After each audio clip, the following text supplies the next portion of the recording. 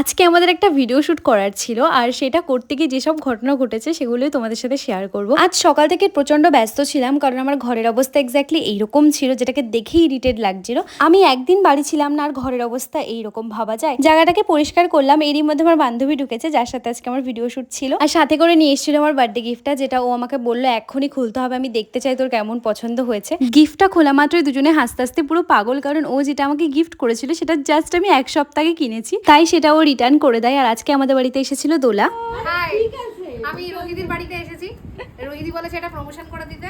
এমন পক দিচ্ছিল আমি যেন বিশাল বড় সেলিব্রিটি, কিন্তু ও যে জিনিসগুলো নিয়ে এসেছিল সত্যি খুব কাজের, বিশেষ করে মেকআপ আর্টিস্টদের। আর আমি নিজেও মেকআপ শিখছি বলে একটা নিয়ে নিয়েছিলাম, খুবই কম দাম নিয়েছে, আর সেইগুলো নিয়ে আমাদের একটা ভিডিও ছিল। আর সেই ভিডিও করতে গিয়ে যে হারে হেসেছি আমরা, মানে এই ভিডিও করতে গিয়ে লিটারেলি 1 ঘন্টারও বেশি টাইম লেগেছে। অনেক কষ্টে তারপরে ভিডিওটা কমপ্লিট করেছি, আর কমপ্লিট করার পরপরই বান্ধবী আমার বাড়ি চলে গেছে, কারণ ওর অনেক কাজ ছিল। আর রাত্রেবেলা আমি একটু স্কিন কেয়ার করছিলাম মুলতানি মাটি আর গোলাপ জল দিয়ে।